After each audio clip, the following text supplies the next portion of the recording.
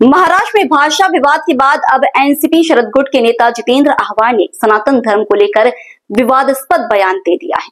आह्वान ने आरोप लगाते हुए कहा, सनातन धर्म नाम का कोई धर्म कभी था ही नहीं। एनसीपी के शरद गुट के विधायक जितेंद्र आह्वान ने शनिवार को मीडिया से बात करते हुए सनातन धर्म के खिलाफ तीखी टिप्पणी की। आह्वान ने कहा, सनातन धर्म ने भारत को बर्बाद कर दिया है। सनातन धर्म नाम का कोई धर्म कभी था ही नहीं। हम हिंदू धर्म के अनुयायी हैं। 4 बार विधायक रहे।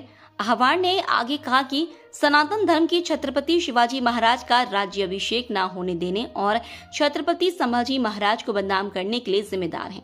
उन्होंने यह भी आरोप लगाया कि इसके अनुयायियों ने समाज सुधारक ज्योतिराव फूले की हत्या की कोशिश की। आह्वान ने आगे कहा, उन्होंने सावित्रीबाई फूले पर गोबर और गंदगी फेंकी।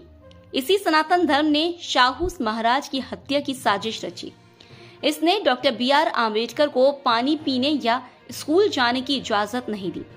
आम्बेडकर ने सनातन धर्म का विरोध किया, मनुस्मृति को जलाया और उसकी परंपराओं को नकारा। जितेंद्र आह्वान ने कहा कि लोगों को सनातन धर्म और उसकी विचारधारा को विकृत कहने में संकोच नहीं करना चाहिए।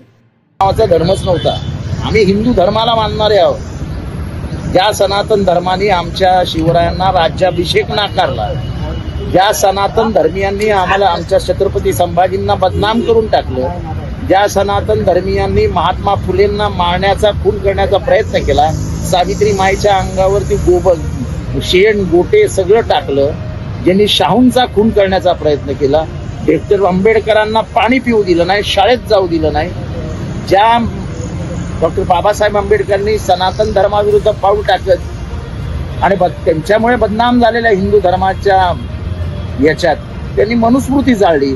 हा मनुचा निर्माता हा सनातनी परंपरेतनं झाला। त्यामुळे सनातन धर्म आणि हे सनातनी विकृत आहेत हे म्हणायला कोणीच घाबरलं नाही पाहिजे।